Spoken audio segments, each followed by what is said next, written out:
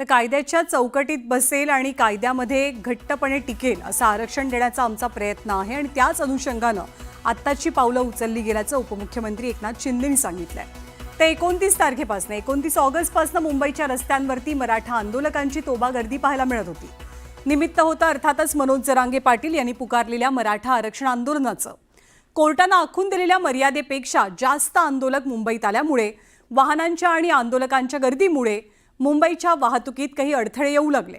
त्यामुळे जरांगेंच्या आंदोलनाच्या विरोधात कोर्टात याचिका दाखल झाल्या आणि मंगळवारी कोर्टानं या याचिकांची दखल घेत आंदोलकांना जेमतेम 1.5 ते 2 तासात मुंबई रिकामी करण्याचे आदेश दिले। या आदेशानंतर आंदोलनाचं ठिकाण आणि परिसर यात नेमकं काय घडलं त्याची माहिती देणारा हा रिपोर्ट पाहूया।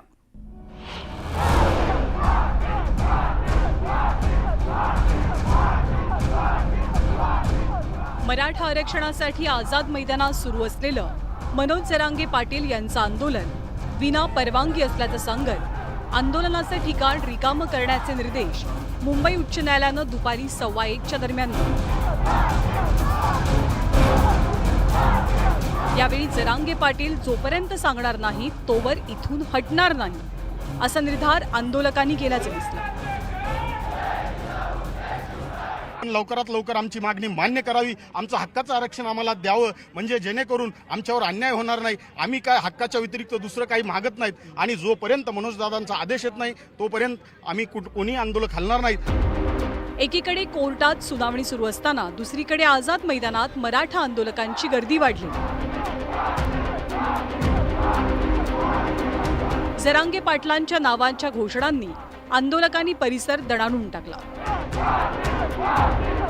त्याचवेळी काही आंदोलकांना अक्षरशः रडूही कोसळलं। माझ्या पांढऱ्याला पाया पडणार आहे, काय करायचं ते लवकर करा, नाहीतर सरकारचा सवया करणार नाही। काय मी काय तर घेऊन गेल्याशिवाय कोल्हापूरचा पट्टा जाणार नाही, मला जाणार नाही। अखेर मनोज जरांगे सांगतील तो निर्णय मान्य असेल असं मराठा आंदोलकांनी म्हटलंय। काही झालं तरी आम्ही इथून मनोजदादा गेल्याशिवाय त्यांच्या सोबतच जाऊ। मनोजदादाचा जेव्हा निर्णय येईल की ह्या मैदानावर तुम्ही मराठी सगळे वापरता त्याच वेळी आम्ही आझाद मैदान सोडू, नाही तर सोडणार नाही। आमचा जीव गेला तरी।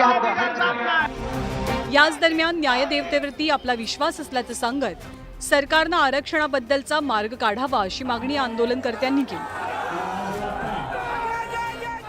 आंदोलन आहे ते शांततेत आहे, आमच्यापासून कोणाला त्रास नाही, काय नाही, आमची काय जाळपोळ नाही, कुठं रस्ता रोको आंदोलन नाही, काही नाही। आम्ही फिरतो फक्त रस्त्याने फिरतो। हे बी जर रस्त्याने फिरायला बी अलाउड नसेल याच्या व्यतिरिक्त आम्ही काय फॉरेनला जाऊन राहावं का म्हणावं? आम्ही महाराष्ट्रामध्ये राहून आम्ही मुंबईमध्ये फिरू शकत नाहीत का? याच्याबद्दल आम्हाला तीव्र भावना व्यक्त होतात ना। आम्ही महाराष्ट्रामध्ये राहून तुम्ही मुंबईमध्ये आम्हाला रस्त्याने फिरून देत नसेल तर आम्ही जिंदगी जगायची कसं महाराष्ट्रात? या काय याच्या व्यतिरिक्त अजून काय? मराठ्यांचे आहे, मराठी लोकांचे आहे। आमच्यापासून लेडीजला असेल किंवा स्कूलच्या मुलांना असेल कोणाला काही त्रास वगैरे नाही मॅडम। सरकार आरक्षण देत नसेल तर मराठा आमदारांनी राजीनामा द्यावा या आशयाचे बॅनर सुद्धा यावेळी झळकवण्यात आले। याच दरम्यान आझाद मैदान परिसरात पोलिसांचा फौजफाटा वाढला। सीआरपीएफच्या तुकड्याही दाखल झालेल्या। हायकोर्टानं दिलेल्या आदेशाचं पालन करावं असं आवाहन पोलिसांकडनं केलं जात होतं। आझाद मैदान परिसरात असलेली वाहनं घेऊन जावीत आणि रस्ते रिकामे करावेत असं आवाहन पोलिसांकडनं करण्यात आलं।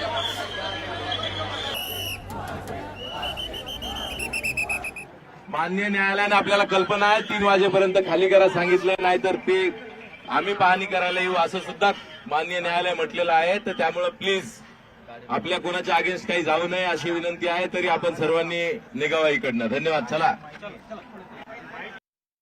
सरकार आरक्षण देत नसेल तर मराठा आमदारांनी राजीनामा द्यावा या आशयाचे बॅनर सुद्धा यावेळी झळकवण्यात आले।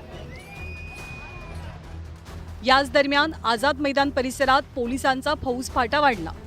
सीआरपीएफच्या तुकड्याही दाखल झालेल्या। हायकोर्टानं दिलेल्या आदेशाचं पालन करावं असं आवाहन पोलिसांकडनं केलं जात होतं।